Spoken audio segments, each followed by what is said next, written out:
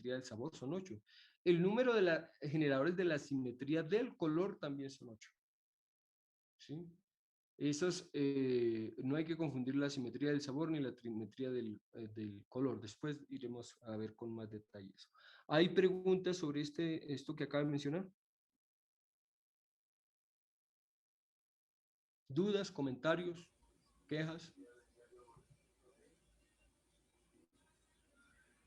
No, profe, ¿lo puede dejar un momentico ahí para copiar? Sí, señor. Gracias. Cuando haya copiado me avisa. Profe, una pregunta.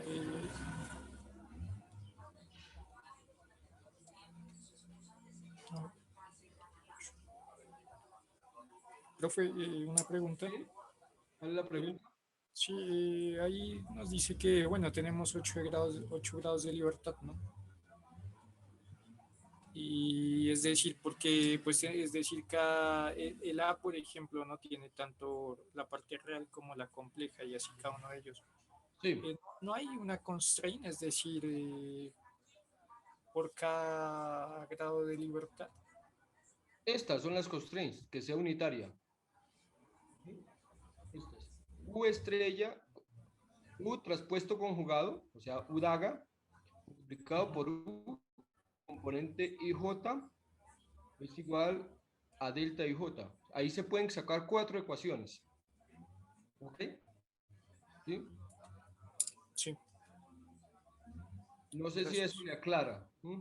Sí, mucho más claro, profe. Gracias. Son 4 ecuaciones. Una por si el delta IJ vale 1, 1, será una ecuación. Si delta IJ vale, podemos inclusive escribir las ecuaciones.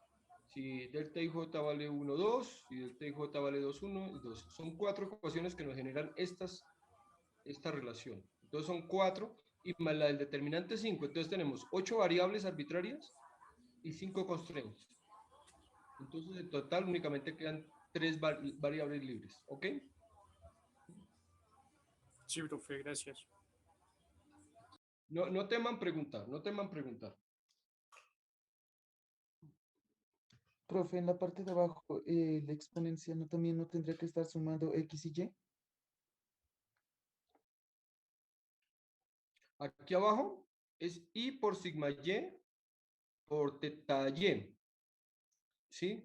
Aquí Y es una variable continua. ¿Sí me hago entender?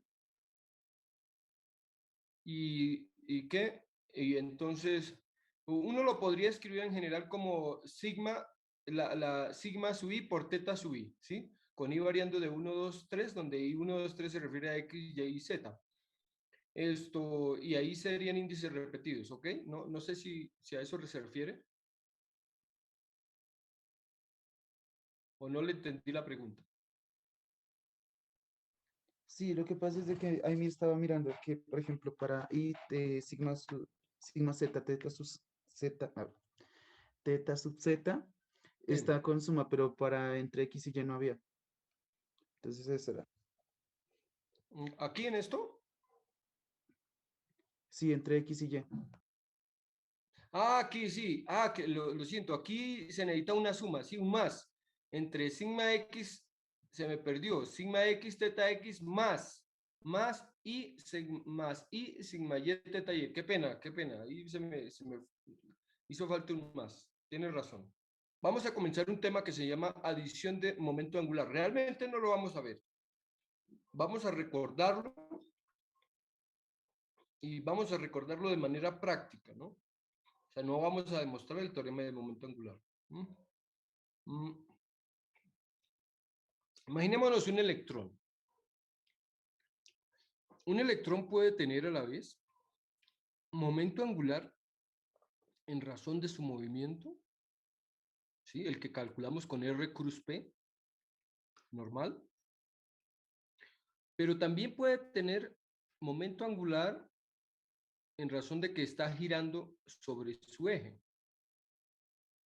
Clásicamente eso también en inglés se llama spin, el spin, o sea, el estado de rotación. O sea, como nosotros tenemos, el movimiento de la Tierra es movimiento traslacional y movimiento rotacional. Entonces podemos decir que lo mismo un electrón en un átomo. esto puede tener momento angular relacionado con su rotación, entre comillas, alrededor del átomo, y eso lo vamos a llamar momentum angular orbital, pero también tiene momentum angular asociado a su rotación interna, o lo que imaginaríamos como rotación interna clásicamente, que realmente no puede pensarse exactamente así a nivel cuántico, que llamaríamos el spin.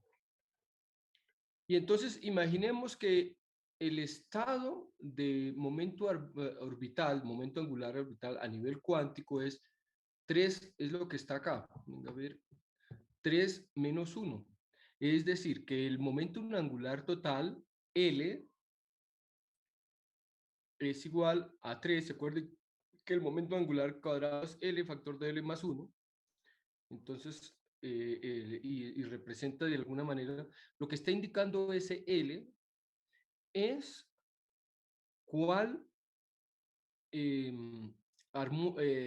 armónico esférico está representando la función de onda. Cuando decimos que está en el estrado 3 menos 1, significa que el armónico esférico es L igual a 3 y M igual a menos 1.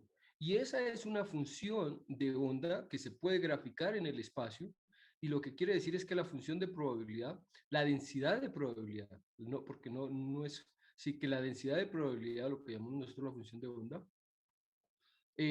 tiene la forma de ese armónico esférico en particular, el de L igual a 3 y M igual a 1. O sea, es esto, sí, es ese armónico esférico. Es lo que estamos diciendo, que esa es la función de onda que corresponde a su momento angular orbital. Pero además vamos a decir que su spin, o sea, también algo sobre su función de onda interna, está en el estado un medio, un medio. Es decir, que el estado total es de angular, de rotación interna es un medio, y su proyección de momento angular sobre el eje Z es un medio.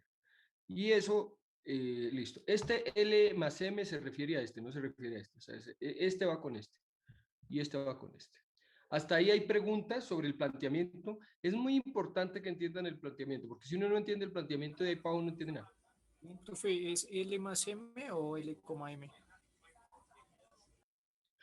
Acá, acá es L, significa momentum angular orbital L igual a 3 y momentum M sub L, o sea, es y el M sub L igual a menos 1. Es decir, eso nos da una función de onda, nos da un armónico esférico. El armónico esférico Y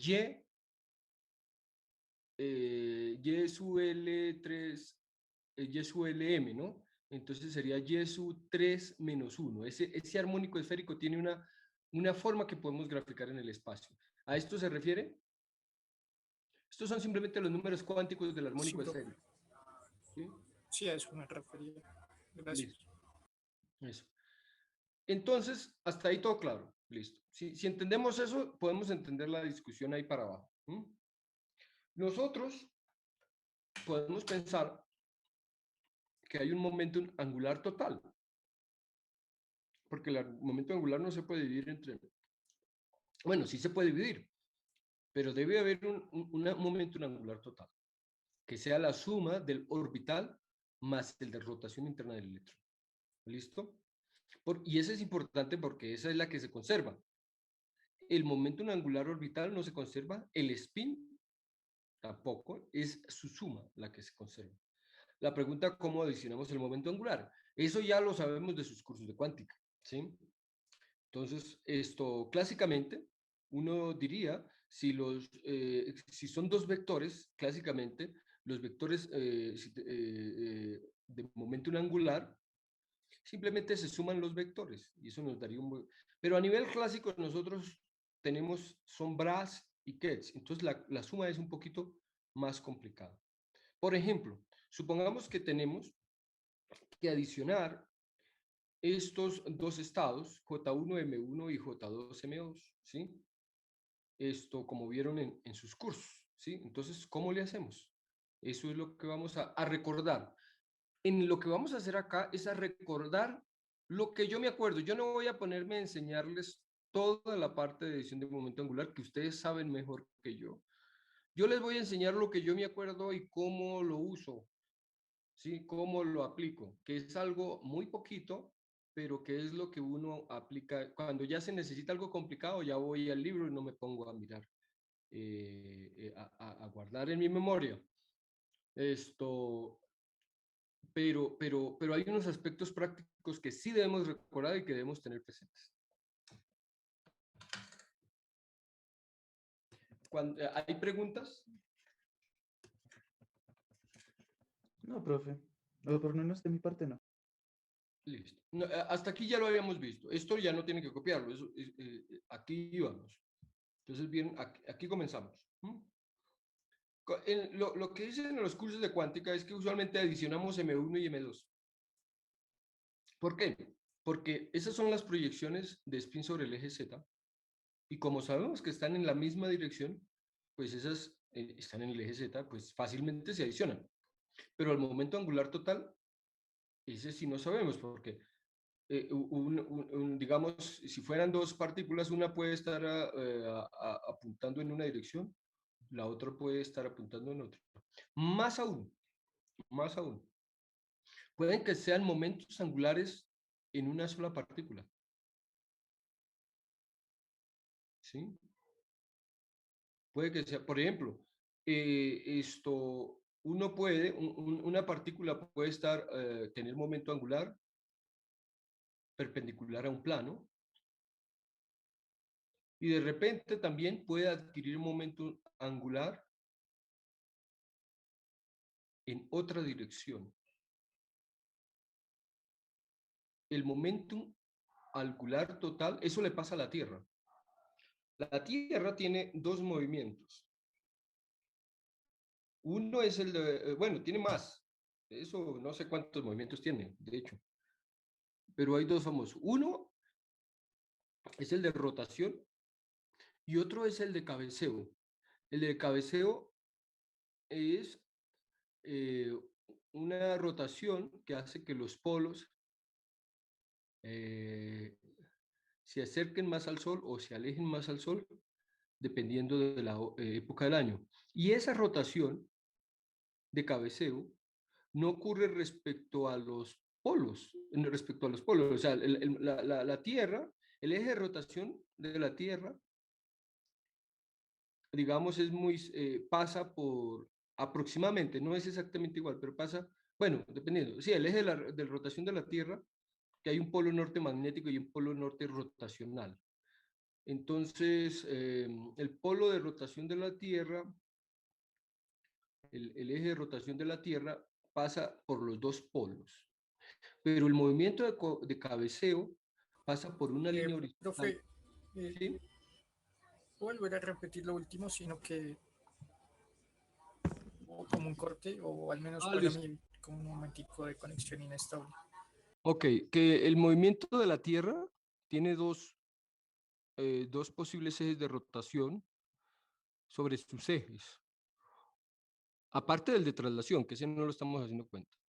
Uno, que es sobre el eje que pasa por los polos, que ese es el de rotación, pero también tiene otro movimiento de cabeceo respecto a una línea que pasa como por la línea del ecuador, ¿sí? Y también rota. Y en el momento que vaya rotando, eso también genera un momento angular. Y el momento angular de la Tierra, total, rotacional, será la suma de esos dos momentos angulares, el del cabeceo como vector más el de la rotación respecto al eje que va en el polo. Y si eso ese sería el momento total. O sea, esto quiere decir que inclusive para una sola partícula podrían haber dos estados, como lo que estamos viendo acá, ¿ok? ¿Listo? ¿Ahí quedó claro más o menos el asunto? Sí, profe. Esto, entonces, las proyecciones de eje Z de los dos movimientos, por ejemplo, en el caso de la Tierra, supongamos que el eje Z va en la dirección del polo. Entonces, ahí en la dirección del eje Z habrá una componente Y el movimiento de cabeceo puede que de alguna manera no esté exactamente sobre el ecuador, sino que esté un poquito, sí. Bueno, supongamos que está sobre el ecuador. Entonces, el movimiento, la proyección sobre el eje Z sería 0, ¿sí? Y el momento total, o la componente total en el eje Z, sería 0, porque la componente de uno de los dos es 0, más la componente de momento angular de rotación respecto a los polos. O sea, la de la componente Z no hay duda, porque hay una dirección y en ese problema no hay nada. Pero los momentos angulares totales solamente se suman o se restan. Si están en la misma, si apuntan en la misma dirección, se suman y en el mismo sentido. Si apuntan en la misma dirección, pero en sentidos diferentes, se restan. Y en los demás casos es un poco más complicado, ¿sí? Porque son casos intermedios. ¿Listo? Eso lo sabemos de mecánica cuántica. Ya podemos cambiar. Entonces, cuando los momentos angulares están apuntando en la misma dirección, entonces sumamos el J1 con el J2 y se suman y es constructivo el asunto. Viceversa, cuando están en direcciones, en la misma dirección, pero en sentidos opuestos, se restan. ¿Listo? Ok, aquí lo único que hay que copiar es esto último. Lo demás ya lo habían copiado. Así que esto no debe tardar más de un minuto. Por favor, esto. Entonces, ¿cuáles son las opciones que hay? Las opciones es desde cuando están en la misma dirección hasta cuando están en la misma dirección, pero en sentidos opuestos. Y vamos aumentando de 1 a 1. Como estos son enteros, entonces J1 más 1 hasta que llega a J1 más 2. Esas son todas las posibilidades, son todos los posibles estados. ¿Ok?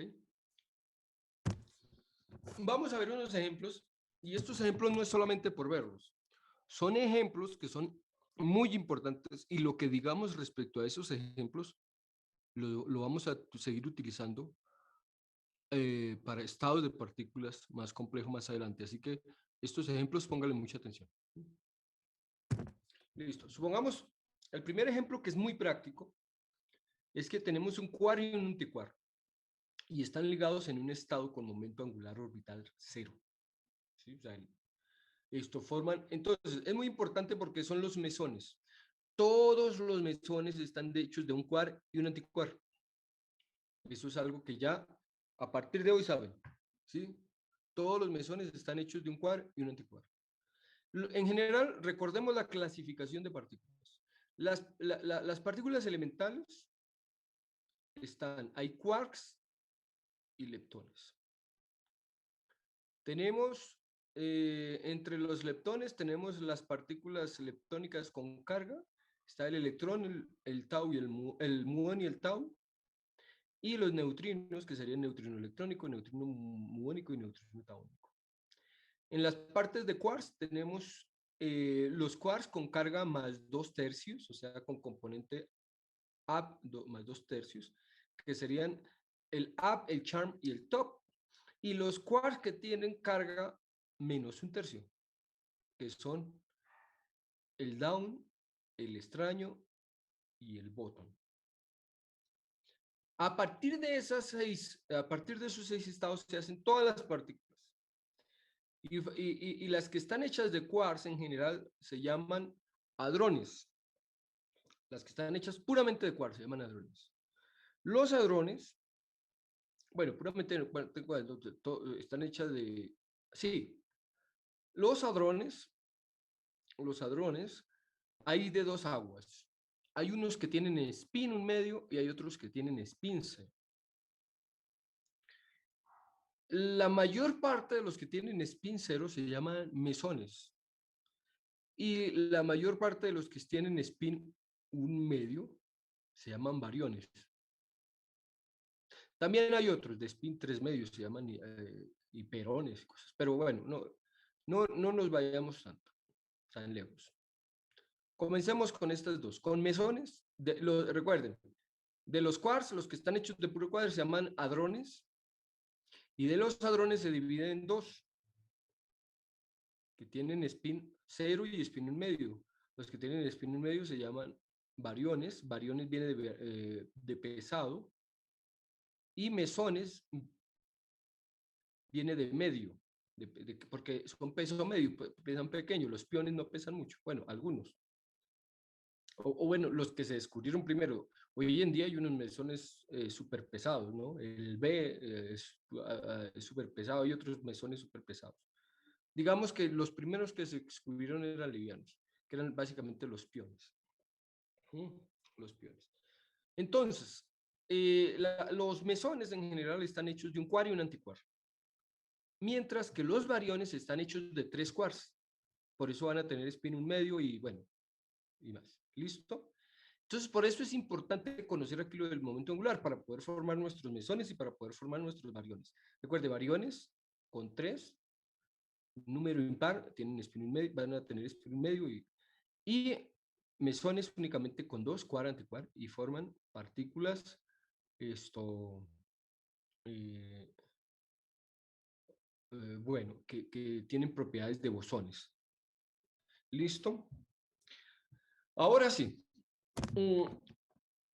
Los posibles valores. Entonces tenemos dos quarks. Los quarks tienen spin un medio. Entonces vamos a sumar dos partículas que tienen spin un medio. ¿Qué posibilidades hay? La posibilidad es que el spin total de las dos partículas esté apuntando en la misma dirección. Si apunta en la misma dirección, será un medio más un medio y dará 1. Es esta opción. La otra opción es que apunten en direcciones opuestas. En direcciones opuestas, ¿sí? Entonces, si apuntan en direcciones opuestas, dará 0. Son los estados que son posibles acá. Es J1 menos J2, es un medio menos un medio, 0. Y el otro es un medio más un medio. No hay más, no hay otra, como es tan pequeño, no hay más posibilidades, ¿sí? No hay más posibilidades. ¿Listo? Esta segunda opción es, no, esto es una bobada, el de la derecha es una bobada, es agarrando la fórmula general que me dice que tome el máximo J1, J2 y que vaya disminuyéndolo de 1 a 1. Entonces, cuando tomo el máximo, tengo el máximo J1, J2, que es un medio. ¿El siguiente estado cuál es? ¿Este J1, J2? Ah, no, ese es 0, porque es un medio menos un medio. ¿Listo? El otro estado es un medio menos un medio, que es 0 más 1, pues da 1. O si yo me vengo al revés, es J1 más J2 menos 1, menos 1. Es decir, da el mismo 0. O sea, ese es el mismo estado, no son dos estados diferentes. O sea, los únicos estados posibles es que valga 0 o que valga, aquí debería ser más bien 1 menos 1. Un medio menos un medio igual a 0, ¿ok? Simplemente, para no complicarle la cosa. Un medio menos un medio igual a 0 y un medio más un medio igual a 1. No hay más estados. No se pueden formar más estados. Las partículas que tienen spin, entonces son 1 y 0. No hay partículas de spin semientero, son las dos partículas de spin entero. ¿Cuál es la diferencia entre una partícula de spin 0 y una partícula de spin 1? ¿Alguien me puede decir cuál es la diferencia entre esas dos partículas?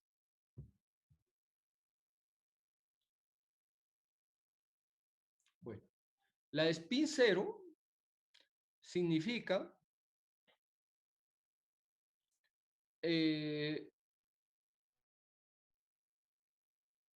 que siempre se ven iguales,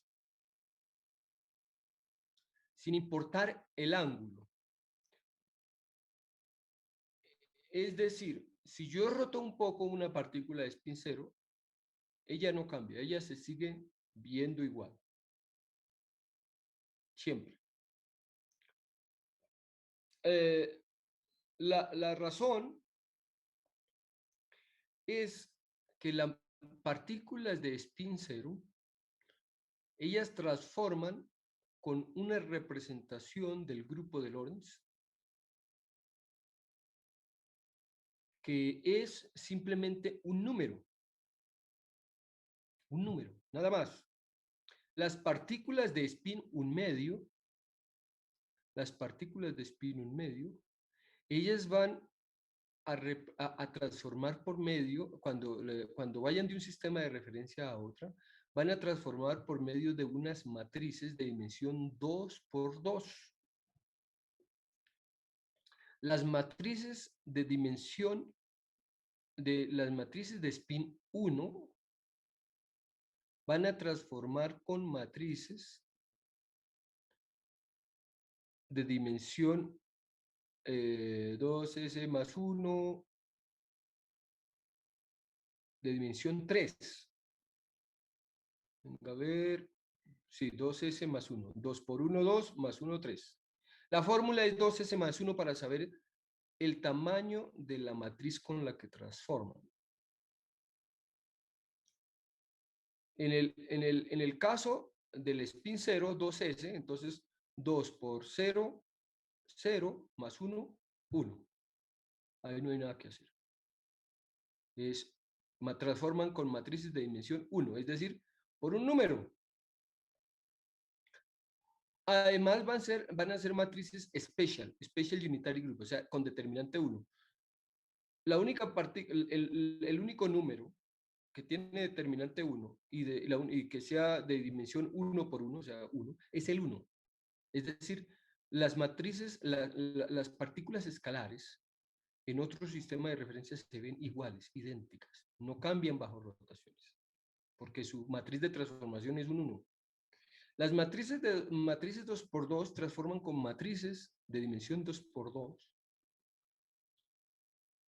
special unitary, matrices de dimensión 2 por 2, y entonces ellas, listo, tienen ciertas propiedades de transformación. Las de spin 1 con matrices 3, y así sucesivamente. Si tuvieran spin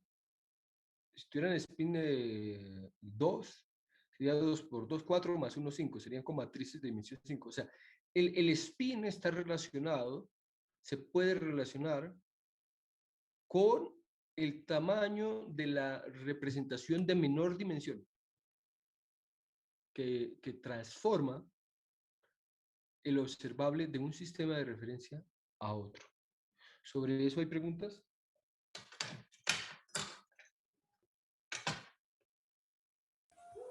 Profe, ¿me podría repetir la parte de la fórmula que nos da, es decir, el tamaño de la matriz de acuerdo al spin de la partícula? 2s más 1.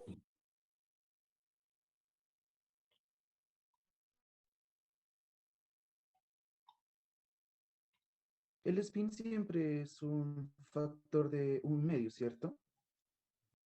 Sí, claro. Usted, 2s, por ejemplo, 2 por un medio da 1. Más 1, 2. Entonces, el spin transforma con matrices 2 por 2. ¿Ok? Pero no es lo único. Al analizar las matrices, resulta algo bien curioso. Ya vimos que el caso de la matriz escalar es muy fácil, porque va a ser una matriz Special Unitary Group, una matriz especial unitaria de dimensión 1 por 1. Eso es un 1. Tiene determinante 1, es un solo número, esto es, y de dimensión 1 por 1. En el caso de las matrices 2 por 2, como ustedes se habrán dado cuenta, ellas dependen de unos parámetros angulares y un teta. Ángulo que está relacionado con el espacio-tiempo, el ángulo, con cierto ángulo de espacio-tiempo. Para que ellas vuelvan a ser la misma matriz, ellas necesitan cambiar ese ángulo por una cantidad no 2pi, sino 4pi, o sea, dar 2 vueltas. ¿Sí? O sea, son funciones periódicas bajo un periodo de 4pi.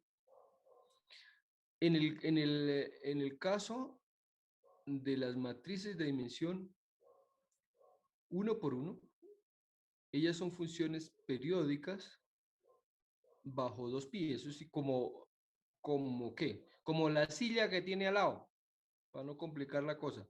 Si usted a la silla le da una vuelta completa, o sea, la rota 2pi, vuelve a quedar igual. Es decir, todo lo que nosotros vemos, todas las cosas de las que estamos rodeados, técnicamente serían de spin 1, ¿sí? Los vectores, spin 1, porque un vector para que vuelva a ser el mismo hay que darle una vuelta de 360 grados, ¿sí? Pues vuelve a quedar igual. Los espinones no, los espinones hay que darle dos vueltas, una cosa muy rara, que son objetos matemáticos, así que transforman, ¿qué se le va a hacer? Los escalares siempre son los mismos, independiente de lo que se rote, siempre son los mismos. Ahí pregunta, comenzamos por acá. Entonces, los mesones van a corresponder a los estados con spin 0. O sea, recordemos que habían dos estados. O están alineados los spins, y un medio más uno y da uno, o están desalineados. Esto no lo consideren. Consideren el caso, un medio menos un medio igual a 0. Un medio menos un medio igual a 0. Esto es igual a esto. Eso no tiene ningún sentido. El otro caso, un medio menos un medio igual a 0, son los mesones. En ellos están los piones, los caones, los etas. Eso es un ejemplo, ¿sí? También pueden haber mesones de spin 1, como acabamos de ver. Hay mesones de spin 0 y mesones de spin 1. Y se le llaman mesones vectoriales por el hecho de que su spin es 1. Todo lo que tenga spin 1 va a ser vectorial. Y ahí están partículas que se llaman el Rho, el K estrella, el Phi, el Omega. Son vectoriales. ¿Listo? Me avisan cuando ya hayan copiado.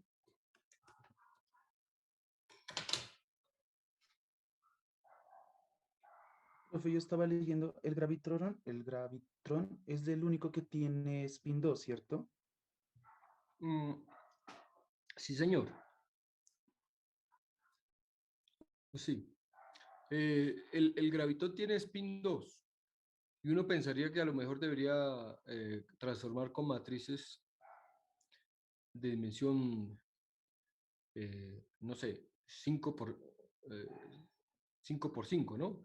Que sería 2 por 2, 4 más 1, 5. El gravitón, a lo mejor su teoría relativista, sí, a nivel relativista realmente no tiene tanto problema, ¿sí? El problema ocurre es cuando ya se cuantiza la teoría. Cuando se cuantiza la teoría, el problema con el gravitón es que en virtud de su spin y de los acoplamientos que puede formar, generan una teoría que, que en general es difícil de renormalizar. O sea, hasta hace unos años se decía que era no renormalizable. Pero realmente el concepto de renormalizabilidad ha cambiado. Hoy en día sabemos que sí se puede construir una teoría renormalizable, solamente que el número de correcciones es un número infinito. Eh, pero sí, hay muchos problemas para construir una teoría cuántica de campos relativista para el gravitón. Más aún, si se quisiera que fuera una teoría cuántica de la gravedad, aún hay muchos problemas, ¿no? Pero sí, tiene spin 2, ¿listo? Entonces el gravitón vuelve a ser el mismo después de media vuelta, ¿sí? Después de media vuelta. ¿Mm? Para saber después de media vuelta es como dividir por el spin. A ver, en el caso del spin 1, pues después de una vuelta. Entonces usted, para saber el número de vueltas, divide por el spin al 1. En el 0 no aplica porque el 0, la división por 0, no, pero en el caso, por ejemplo, de spines mayores, spin 3, entonces las partículas de spin 3, después de dar un tercio de vuelta, vuelven a ser las mismas. De spin 4, después de un cuarto de vuelta, volverían a ser las mismas. ¿Ok?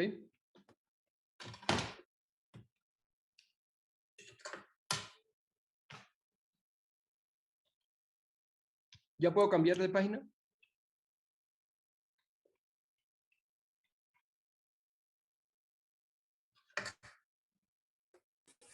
Sí, bro.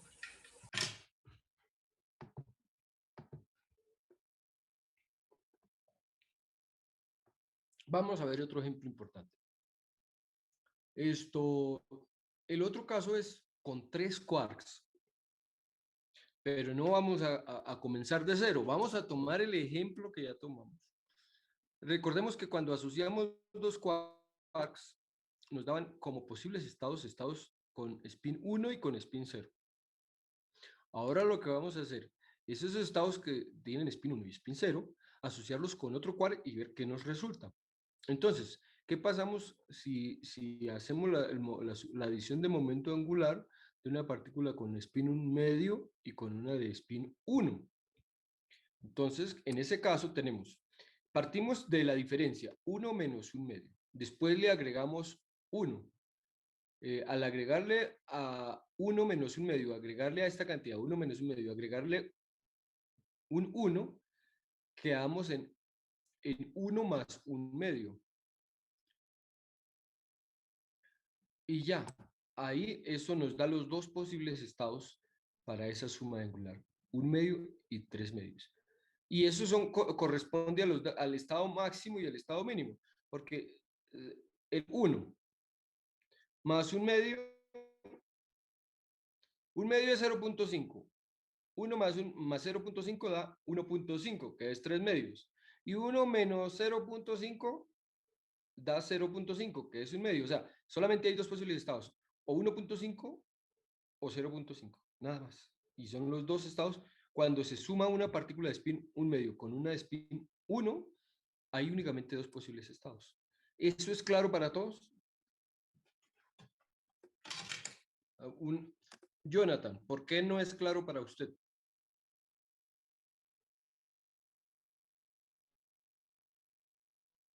¿Jonathan está? ¿Está escuchando, Jonathan? Sí, profe, no, sí, sí es claro. Entonces, si pregunto por qué si es claro para todos, ¿por qué no dicen que sí?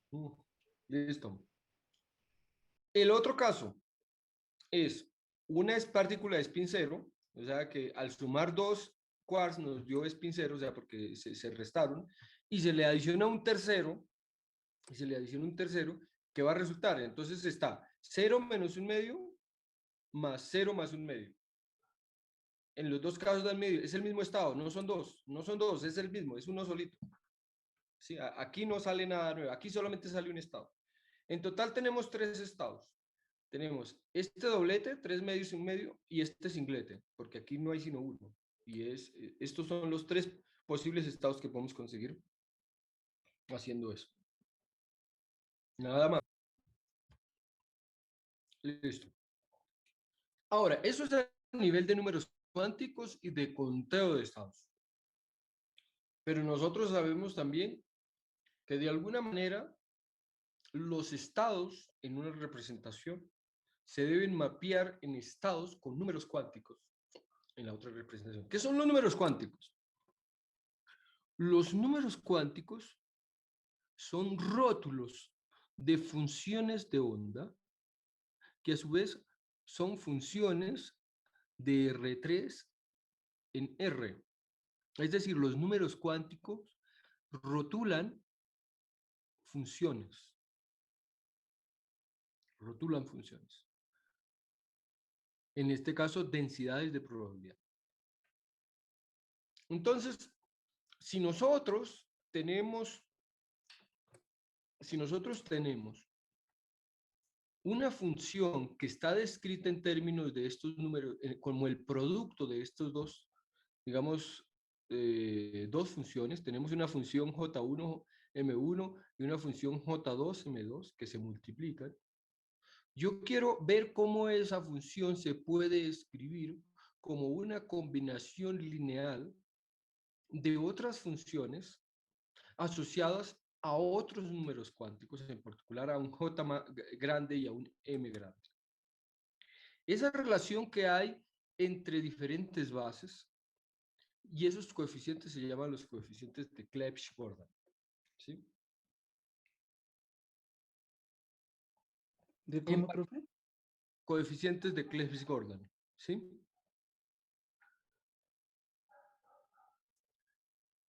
aquí está escrito abajo. Ustedes ya los conocen de sus cursos de cuántica, los coeficientes de Clebsch-Gordan. Sí vieron coeficientes de Clebsch-Gordan en el curso de cuántica, ¿cierto? ¿Alguien no los vio? Ah, bueno, listo. De pronto es un tema de cuántica 2, ¿no?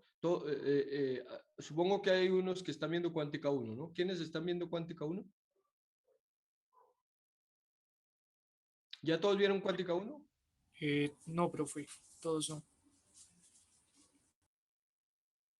¿Todos ya vieron cuántica 1 o la están viendo simultáneamente?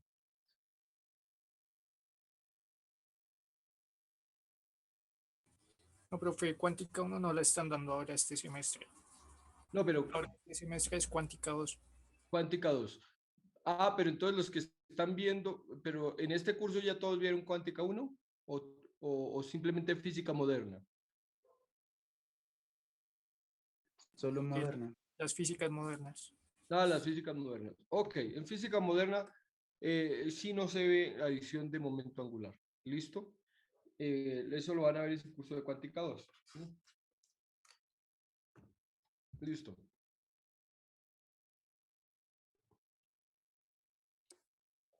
Entonces, es simplemente una relación de bases. Esto está tabulado. Ustedes no tienen por qué calcularlo. Hay unas tablas que ustedes lo que tienen que aprender es a manejarla. Son muy sencillas de manejar. Bueno, más o menos. ¿Sí? Pero no es gran cosa tampoco. Entonces, lo que uno dice es cómo dos funciones, como este par de funciones, el producto de estas dos funciones, que me forma una función, la puedo escribir como una combinación lineal de otras funciones. Eso es todo lo que hay. Y esta relación se trata de eso.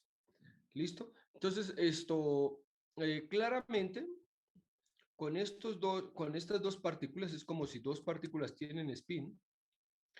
Al combinarse en esas dos partículas pueden dar todas las combinaciones. Pueden dar desde estar en la misma dirección pero en sentidos contrarios a estar exactamente en la misma dirección y en el mismo sentido. Y todos los estados intermediarios. Es decir, y de esta manera todos estos estados, todos los que tienen, de alguna manera contribuyen, tiene una proyección no nula sobre este producto de funciones. ¿Ok?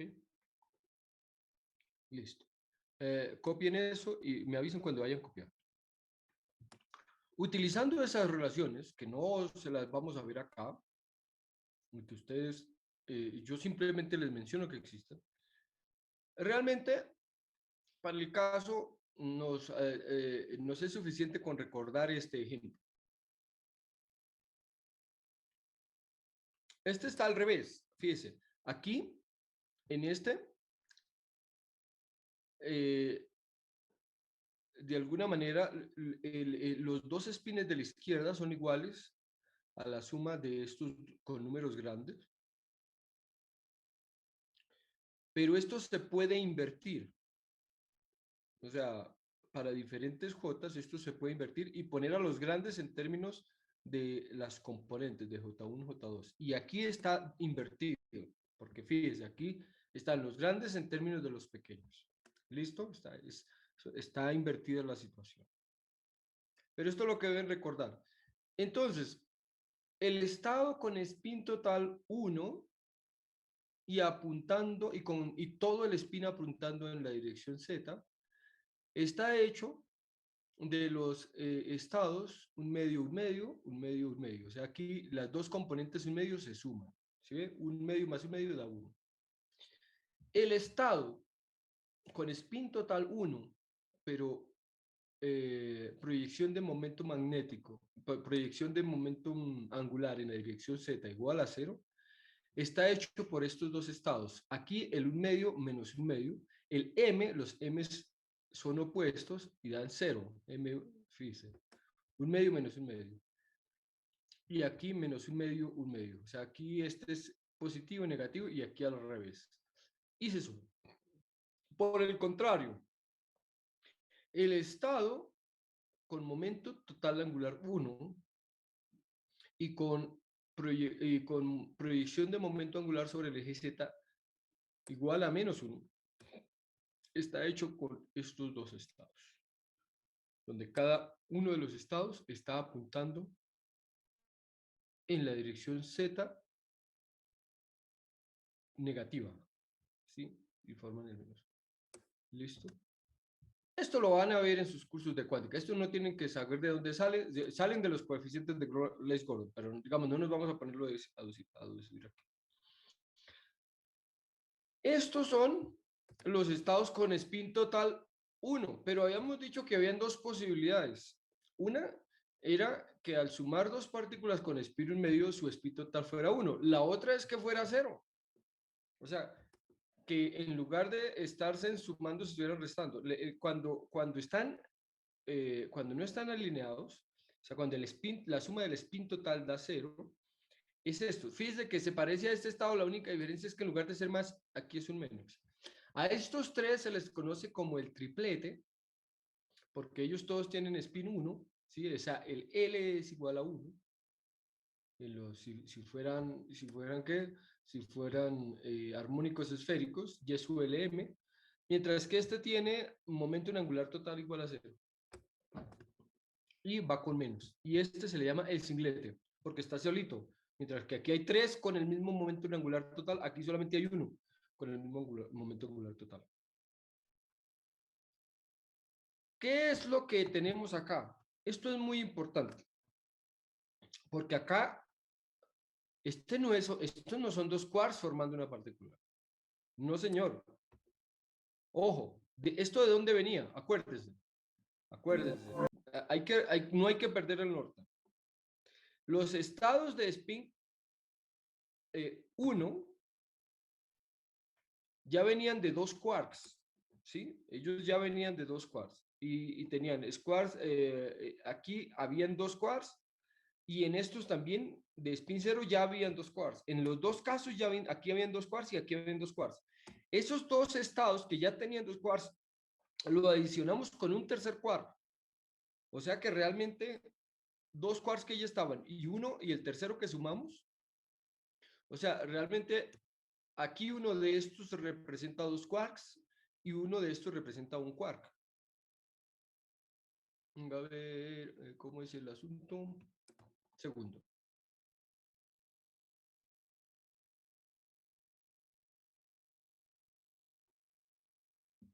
Segundo, sí. Sí. Ah, sí, mire. Para el caso J igual a 1, hay un medio coma un medio. Es decir, estados con J igual a un medio. Esos estados con J igual a un medio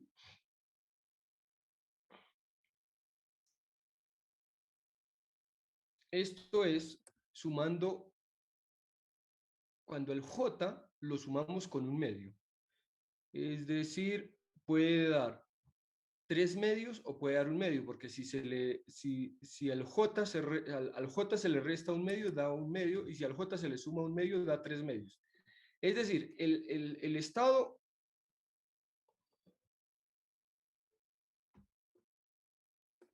aquí tenemos ya 3 quarks, porque el J igual a 1 traía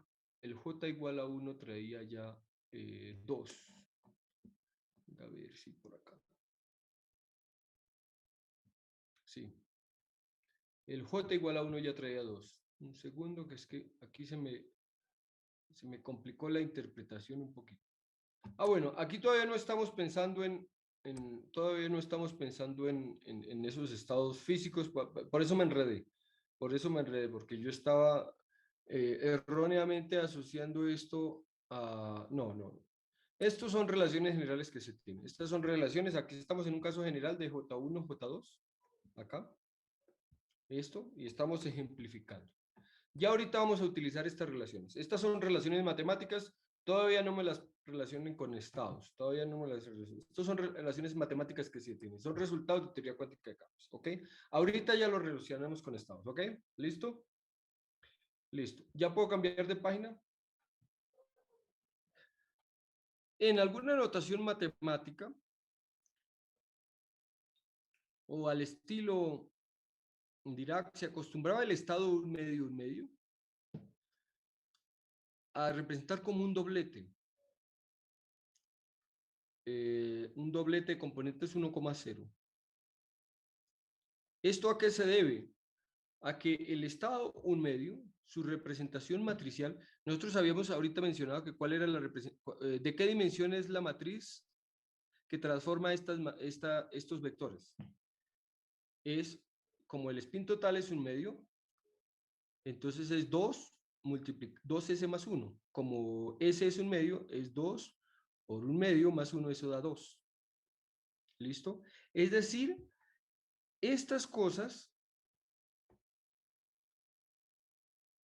la matriz que las transforma, tienen dimensión 2 por 2. Pero eso significa que para que sean de dimensión, para que la matriz que las transforma sea de dimensión 2 por 2, significa que ellos mismos deben ser de dimensión 2 por 2. Entonces uno dice, bueno, si son de dimensión 2 por 2, pues ¿cómo se van a ver? Y bueno, entonces aquí le ponen 1,0. ¿Por qué 1,0? Porque 1,0 va a ser un eigenvector del sigma z. No fue arbitrario. El más 1 medio acá, más 1 medio, significa que este vector tiene valor propio 1 medio bajo sigma z. Y si nosotros metemos este 1,0, lo multiplicamos por sigma z, vamos a ver que tiene como valor propio. De hecho, podría no ser 1, podría ser aquí cualquier número, podría ser alfa 0. Eso no importa si es 1, alfa 0. Alfa 0, al multiplicarlo por sigma z, da como resultado 1 medio de alfa 0. Esto. Entonces, es una buena representación. Tiene spin 1 medio, o sea, es de dimensión 2 por 2, y como eigenvector le corresponde un autovalor 1 medio cuando se multiplica por sigma z, que es la correspondiente representación. Aquí, este vector, 1 medio 2, la dimensión es 2, y menos 1 medio. ¿Por qué? Si este vector 0, menos 1 medio lo multiplicamos por sigma z, hagámoslo, porque es que a veces eso queda como en el aire. Vamos a hacerlo, ¿sí? Para que se den cuenta. Listo.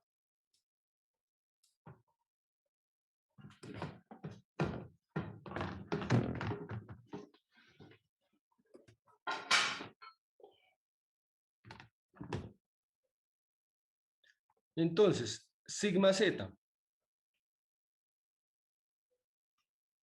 por alfa 0. Eso es igual. ¿Quién es sigma z? Sigma z. Bueno, realmente yo les había dicho que los generadores de SU2 eran con 1 medio. ¿Sí? Así. Entonces esto es T factor, ups, esto quedó horrible. Este no elimina, vamos a ver. Erase. Ahí vamos aprendiendo. Eso. Ahora dibujar, listo. Los generadores de spin realmente son lo que se llama estos, TZ por alfa 0. El TZ es el sigma z sobre 1 medio. Esos son los que son realmente generadores de spin. Y esto es simplemente 1 medio, 1 medio. Pero con menos. Aquí 0 y aquí 0. En unidades naturales, estos generadores tendrían 1, pero en unidades no naturales serían proporcionales a h barra, estos generadores. Serían proporcionales a h barra. Y aplicado aquí sobre alfa, 0. Cuando se hace la multiplicación, esto da igual a h barra. H barra es una constante. 1/2 por alfa. Entonces, 1/2, esto va a dar otro vector, que la componente 1/2 por alfa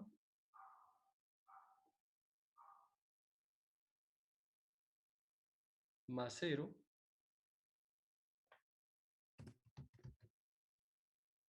chingados.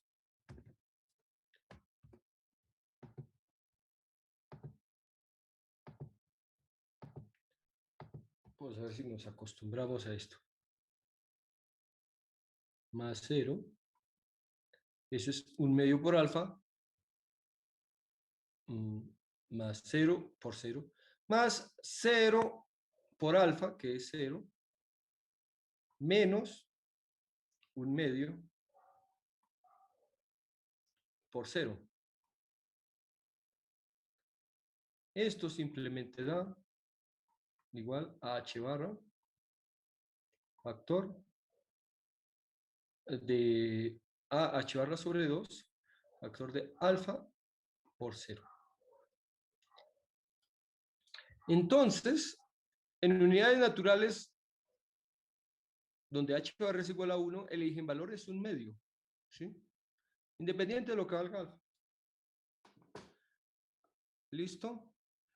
¿Eso es claro para todos?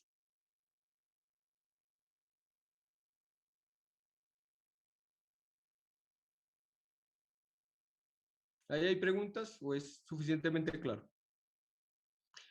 Los generadores de spin van con el 1/2, ¿sí? O sea, son las matrices de Pauli sobre 2.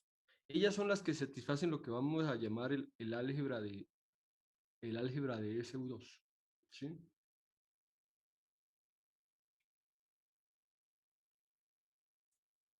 Y el momento angular, realmente todos los momentos angulares, que ahorita decimos que es 1, cuando decimos 1 estamos significando 1 por h barra, porque el 1 no tiene unidades de momento angular. Quien tiene unidades de momento angular es h barra. Entonces, cuando decimos que 1/2, que el momento angular 1/2 significa 1/2 de h barra. Cuando decimos que 1 significa que es un h barra. ¿Ok? ¿Hay preguntas, señores? ¿Dudas, comentarios? ¿Ya puedo quitar esto? No, profe. Sí, o sea, inicialmente, cuando Pauli los escogió, utilizó esa clase de criterios. ¿Sí? ¿Sí? Esto, hoy en día se pone el álgebra, se pone una álgebra que es sigma i sobre t sub i sobre t sub j igual a, a 1/2 de epsilon i jk. Esto. ¿Ya puedo borrar esto? Sí.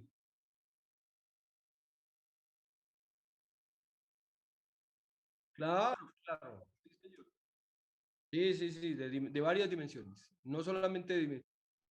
¿Listo? Listo. ¿Podemos borrar esto? Sí.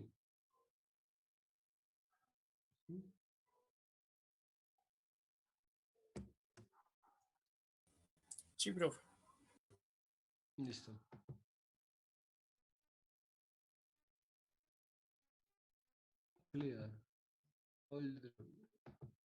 En general, lo que pedimos es que el conmutador, sí, que este conmutador, sigma sub i,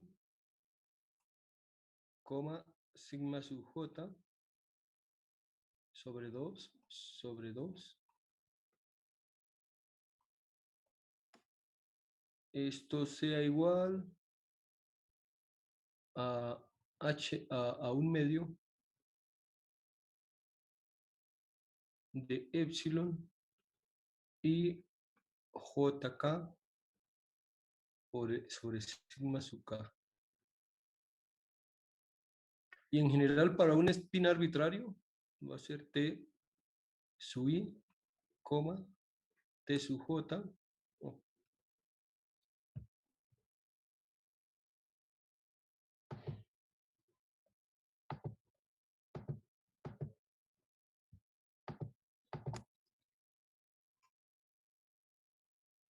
t sub j es igual a el momentum angular al que ellos pertenecen por h va así por epsilon y jk sobre t sub k, más o menos. ¿Listo?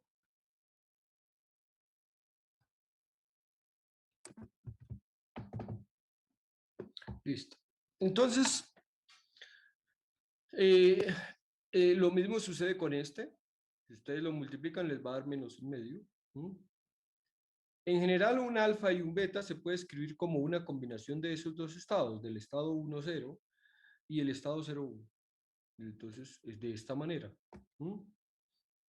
E imponemos la siguiente normalización, que alfa al cuadrado más beta al cuadrado es igual a 1. ¿Sí? Esto, y sí, a alfa y beta, de alguna manera son los, sí, eh, bueno, estos estados van a estar asociados con los eigenvalores de SZ. ¿Sí? Bueno, estas son las matrices, estos son los generadores de spin, SX, SY y SZ van con el medio y con el H bar. ¿Sí?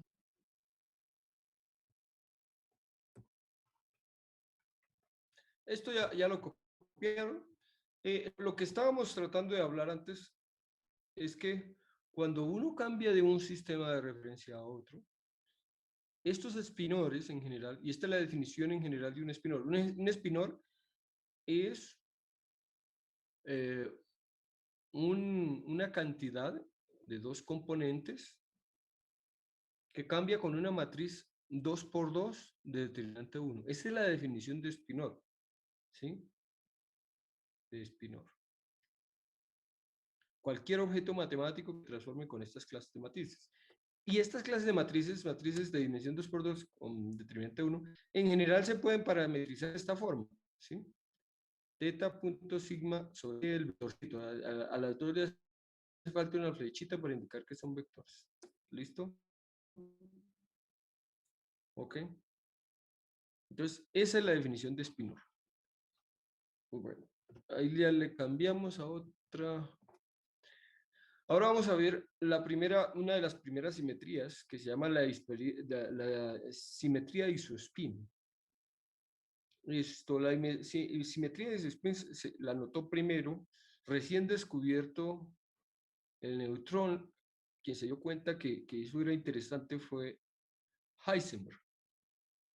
Recién salidito del horno el neutrón.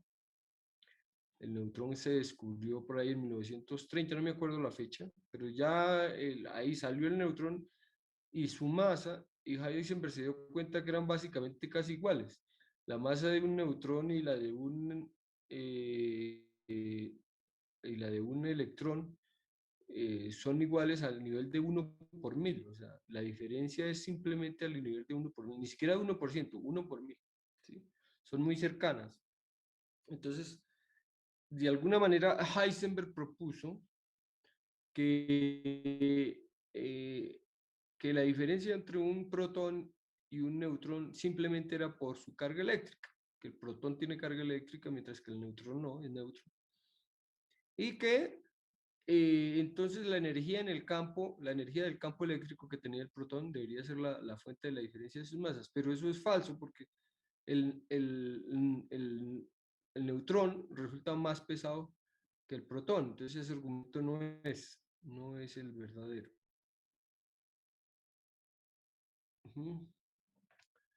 La diferencia hoy en día se saca o se obtiene más por lo que se llaman las current masses, las masas corrientes de los quarks.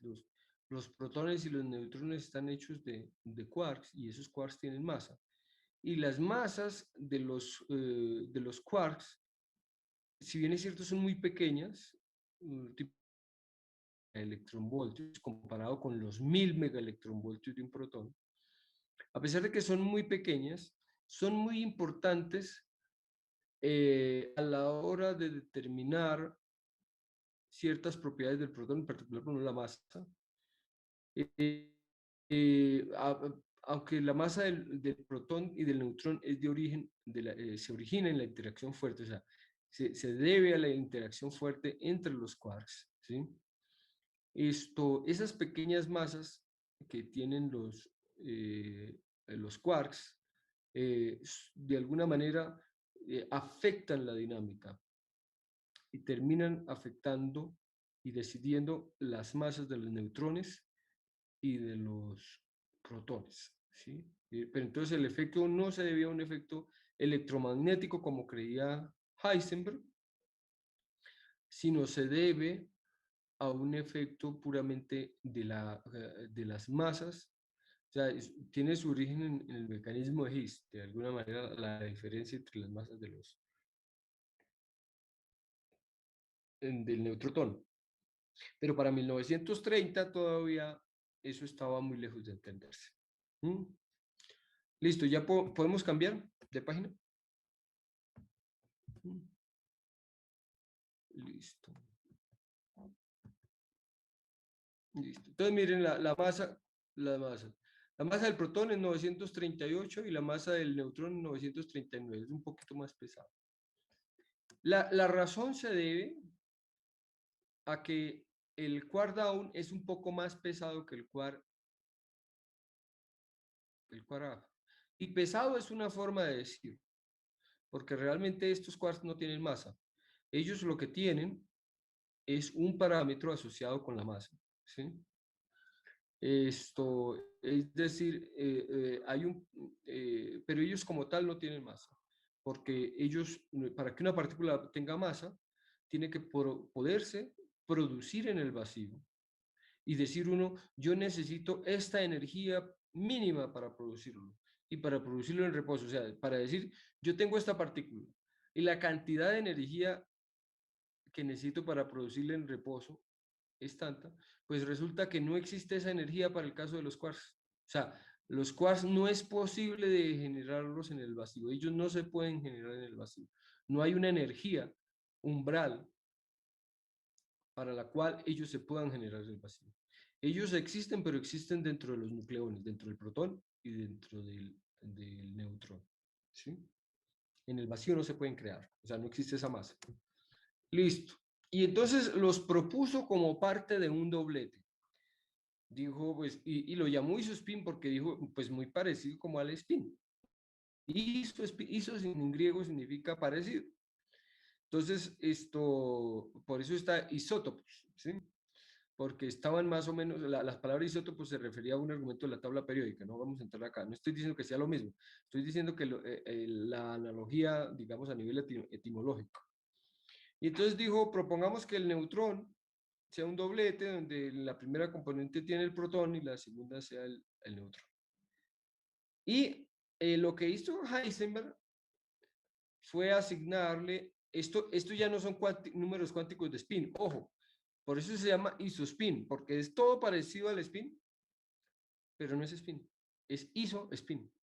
Entonces, es una analogía perfecta que funciona para muchas cosas, pero mientras que el spin es una simetría externa, o sea, el spin, los spines están asociados con rótulos de funciones de onda que describen densidades de probabilidad en el espacio-tiempo. El isospin no, el isospin es simetrías internas que no tienen nada que ver con densidades de probabilidad en el espacio-tiempo. ¿Ok? ¿Sí? Entonces, esta simetría se le llamó simetrías internas. ¿Por qué? Porque no está asociada a ninguna función de onda. A ninguna función de onda en el espacio-tiempo. sí hay una influencia en la función de onda, pero no como no como en el caso del spin, ¿sí? O del momento angular. Es diferente. La forma como influencia la función de onda es diferente. Y entonces dijo, listo, si el protón es la componente de arriba, debe tener más un medio, porque es una especie de sigma z, pero en spin, en un espacio imaginario, donde habría también como una especie de componente z, pero ese eje z no es el eje real, sino ese espacio, como no lo teníamos, como no existía ese espacio, entonces se le llamó isoespacio. En el isoespacio, ¿sí? Entonces sería como la proyección del isospin en el isoespacio, ¿sí? Y ya, un medio y un medio. Y el neutrón, como se puso en la componente de abajo, sería menos un medio. ¿Hasta aquí es claro este planteamiento? ¿Hay preguntas sobre eso? Si bien es cierto que la teoría original de Heisenberg ha sufrido modificaciones, su idea permaneció hasta el modelo estándar. En el modelo estándar vamos a ver el operador de isospin, ¿sí? Pero bueno, ya lo veremos más adelante. ¿Listo?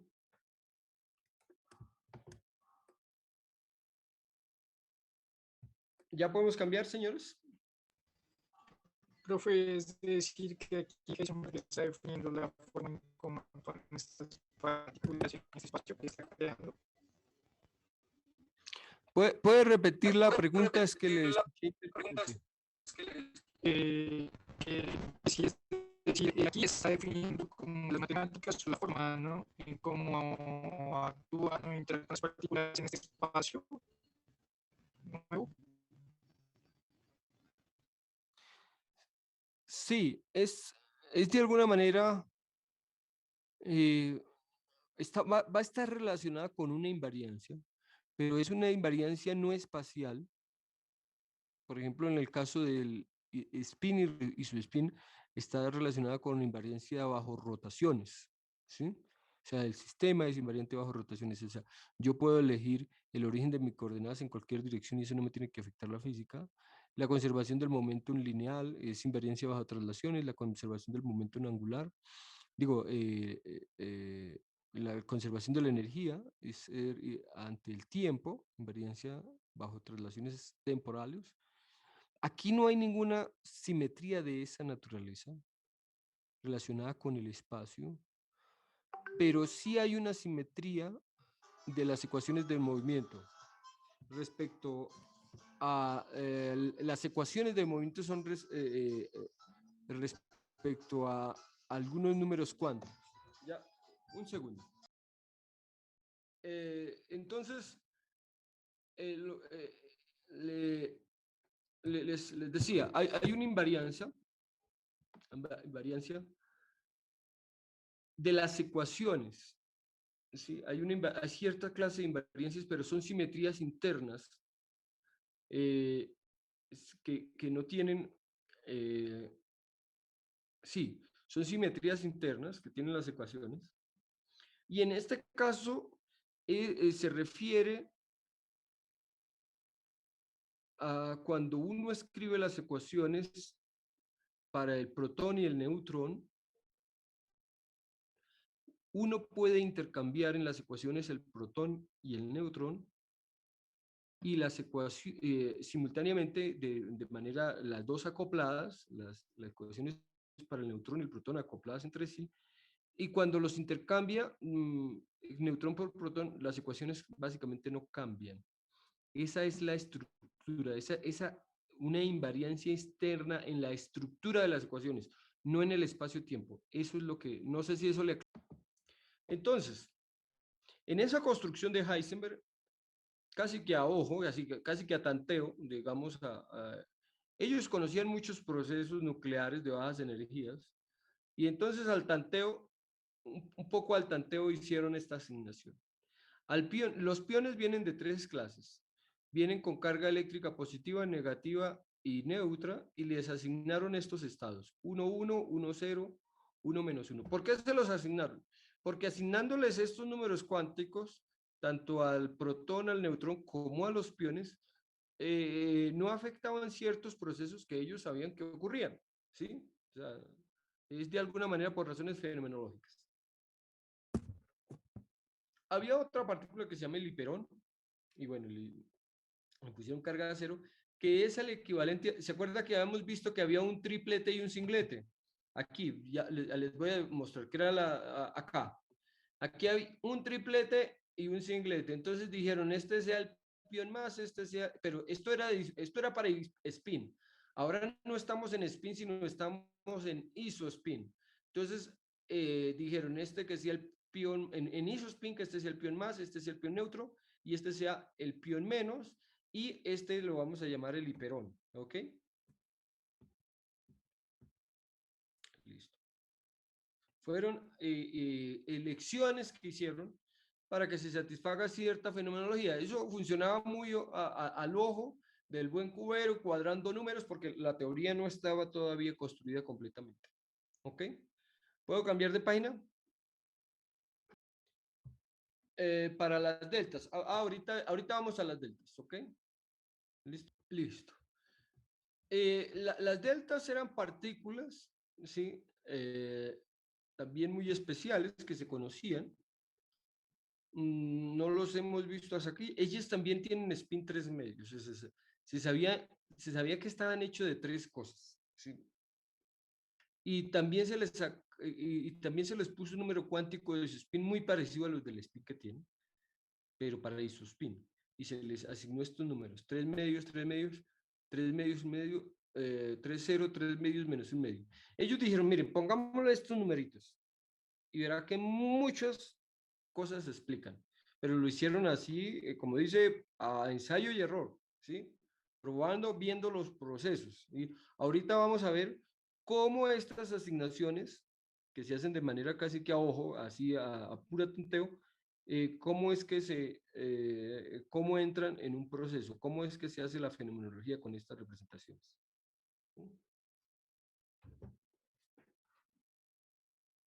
Hoy en día se hace al revés, se pone la teoría y se llega a que estos son los números cuánticos para ellos, pero en esa época era todo el contrario.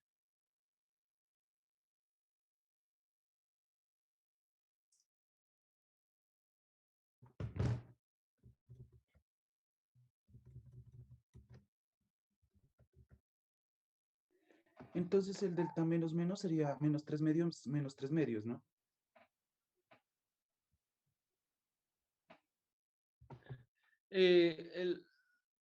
La primera componente nunca es negativa porque está asociado ese, ¿con el qué?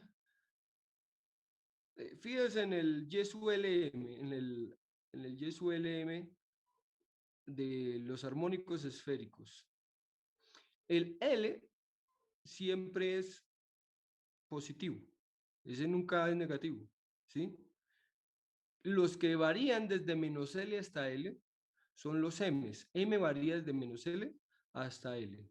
Y tiene dos L más una dos L más unos posibilidades para los M's, ¿sí? Porque M varía desde menos L hasta L, ¿sí? En el caso de los armónicos. Entonces, esa primera componente nunca es cero. Esta primera nunca es cero porque corresponde con el M.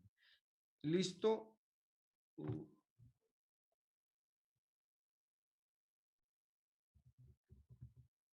Sí, profe, gracias.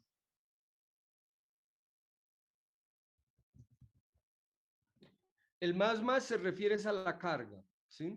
Entonces aquí significa que el delta más tiene una carga, dos cargas, 2 veces la carga del protón. El delta más tiene 1 vez la carga del protón. El delta cero tiene 0 veces la carga del protón y el delta menos tiene solamente -1. Uno esperaría que a lo mejor por simetría hubiera un delta menos menos, como lo mencionó el compañero. Pero aquí hay una simetría inherente. ¿Cuál es la simetría inherente? Fíjense que ¿cuánto es el doblete? El doblete es protón arriba y ¿qué? Protón arriba y neutrón abajo. si hubiera sido simétrico como esperaba el compañero, debería haber sido como carga más 1 y menos 1, el doblete, pero no, fue carga más 1 y 0. Entonces, no hay esa simetría en las cargas, por eso está el 2 veces cargado, pero solamente está el menos 1, ¿sí? ¿Listo? La simetría está en la proyección de isospin, en el 3 medios, o sea, no está en la carga eléctrica, sino en el 3 medios. ¿Eso les aclara ahí las dudas? A mí en ese caso sí, ya ahí sí me aclaró completamente. Listo, sí, sí, porque uno ve, uno dice, ¿y por qué el de 3 medios menos 3 medios? ¿Por qué no debería ser menos menos? No, ahí eso no funciona así. Como le digo, esto era puramente, después se conoció. Hay una cantidad de detalles por lo que esto es así, ¿sí? Entonces, es simétrico en la proyección de momento magnético, pero no es simétrico en las cargas. Entonces, no se dejen confundir por eso. ¿Sí? Ya después vamos, con el tiempo ya vamos a ver por qué todo eso es así. Listo. Bueno, entonces ahora vamos en esta construcción que hizo, esta construcción que hizo quién, que hizo Heisenberg y la gente de su época, si uno lo extrapola a los quarks, ojo, los quarks aparecieron hasta los años 60, ¿sí? Hasta los años 60, 1964 aparecieron los quarks, mientras que la teoría de isospin fue del año 1931. Entonces, no confundir, o sea, Heisenberg nunca trabajó con los quarks, bueno, de pronto sí trabajó con los quarks, pero mucho tiempo después. En la teoría inicial no había quarks ni nada, ¿sí? Pero hoy en día, como ya conocemos los quarks, en esta construcción uno le puede asignar a los quarks los siguientes números cuánticos también, un medio, menos un medio, de la manera idéntica como se hace para el protón y el neutrón. No es raro. El quark up, el protón está hecho de dos quark ups y un down. El protón, el neutrón está hecho de dos down y un quark. Esa es la diferencia. ¿Sí? Esto, listo. Entonces,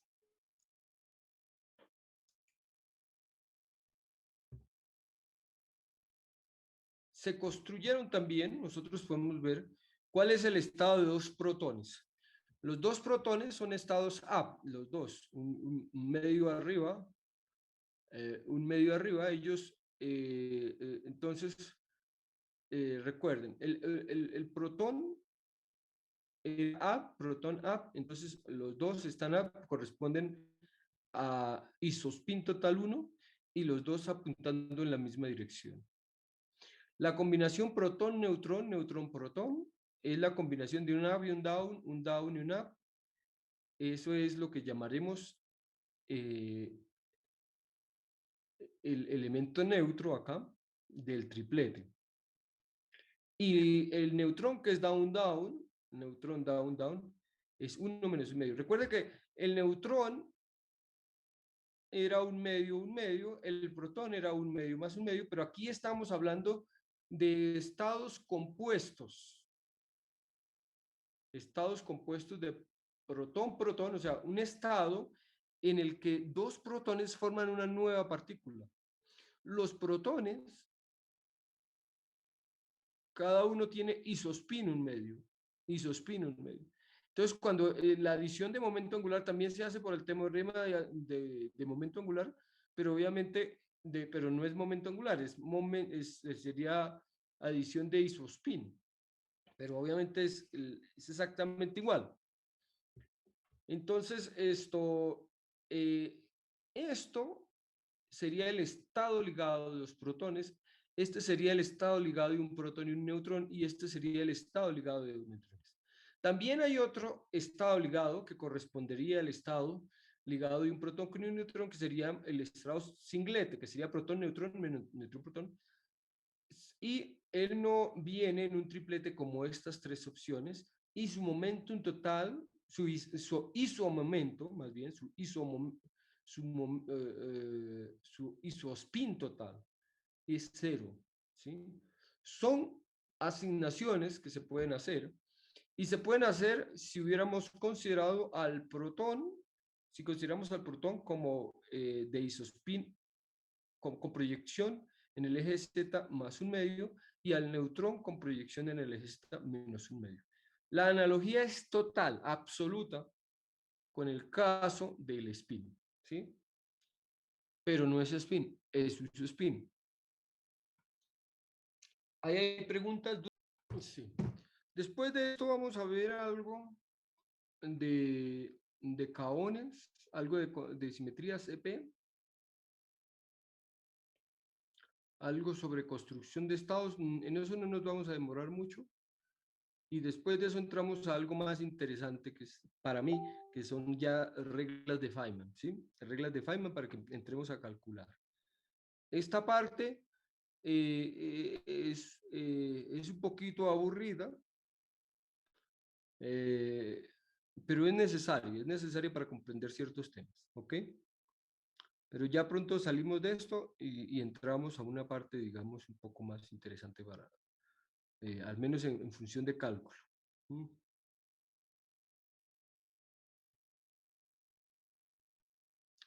Pero es muy importante para comprender la espectroscopía de los estados de partículas. ¿Ya? ¿Listo? Profe, ya son casi las 4 por si acaso. Ah, ok. Venga, a ver. 13:58. Venga, a ver. Bueno. Entonces yo creo que ya en la próxima clase continuamos. ¿Listo? Yo creo que hasta aquí llegamos hoy. ¿Mm? Vale, profe. Bueno, señores, que tengan una excelente tarde. Mañana, por favor, va a venir el profesor Gisbert, el profesor Germán, el profesor Juan Carlos. Van a presentarse. El profesor Gisbert va a hacer la presentación del grupo. Y bueno, y esperamos que todos se animen, ¿ok? ¿Listo? Bueno, señores, entonces, hasta mañana. ¿Mm? Profe, una pregunta. ¿Los ejercicios van a ser de los que están en el libro del texto guía que estamos Sí, llevando? sí, claro, ese es del libro, son del libro, ¿ok? Ah, ¿Listo? ok, listo. Gracias, profe. Bueno, listo. Hasta luego. Hasta luego, pues. Chao, pues.